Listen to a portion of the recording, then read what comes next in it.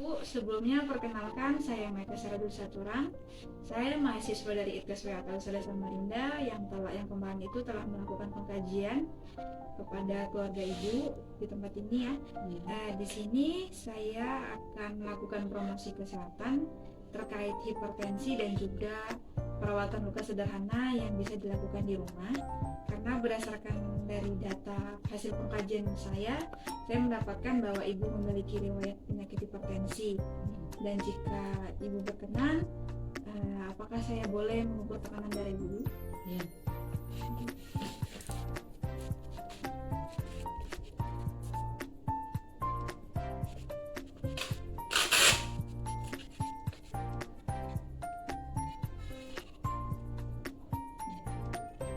Bisa ya Bu?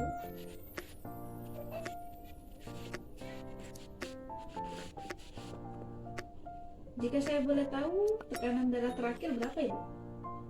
Terakhir 1 bulan yang lalu lah kali, kurang lebih lah 150, nggak tahu lah. Oh iya. Apakah terasa terjepit Bu? Enggak, pas aja ya.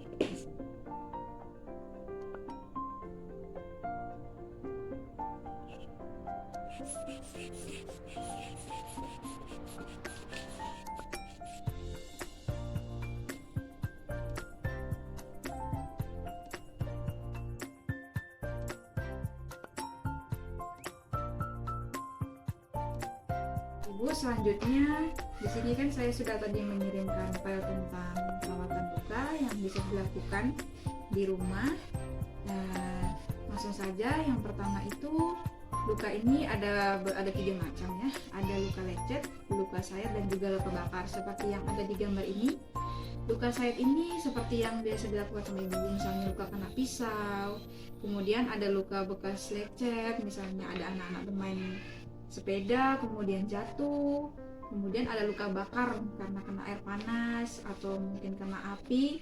Namun ada beberapa luka yang tidak boleh dilakukan dirawat di rumah. Misalnya luka sayat ini dia dalam, kemudian berwarna berdarahnya dia banyak, misalnya bervolumenya lebih dari yang biasanya. Jadi itu tidak bisa dirawat di rumah. Kemudian luka lecetnya juga begitu, tidak bisa dilakukan perawatan jika lukanya dalam dan volume darahnya banyak. Kemudian luka bakar ini ada juga yang sampai hitam ataupun gosong. Jadi luka tersebut tidak bisa dirawat di rumah karena takutnya dia berinfeksi pada luka tersebut. Jadi di sini saya akan menjelaskan terkait beberapa teknik dan alat-alat apa saja yang boleh dipakai dan digunakan untuk melakukan perawatan luka dasar pertolongan pertama di rumah. Yang pertama itu kita harus memperhatikan lukanya terlebih dahulu, apakah lukanya ini dalam. Kemudian memperhatikan juga kebersihan tangan kita, karena jika kita tidak membersihkan tangan akan beresiko kuman itu dapat masuk ke dalam luka tersebut.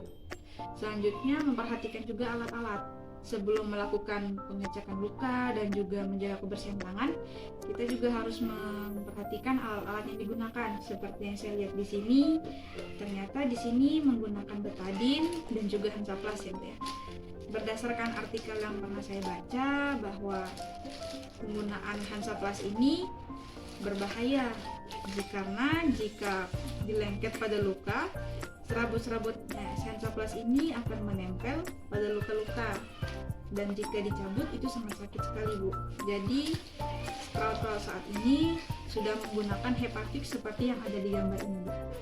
Jadi penggunaannya ini HEPAFIX ini yang pertama itu mencuci lukanya dulu, kemudian dikeringkan menggunakan tisu, kemudian diberikan obat salep jika ada disarankan dari dokter. Kemudian menutup dengan menggunakan kasa seperti yang ada di gambar ini. Kemudian dilapisi dengan HEPAFIX. HEPAFIX-nya ini supaya perekat antara kasa. Dan jika lukanya tidak terlalu lebar, itu tidak perlu dibungkus. Dan juga jika lukanya dalam dan berisiko akan dikerumuni serangga, boleh ditutup. Nah, mungkin begitu saja Ibu. Apakah sudah jelas Ibu? Iya.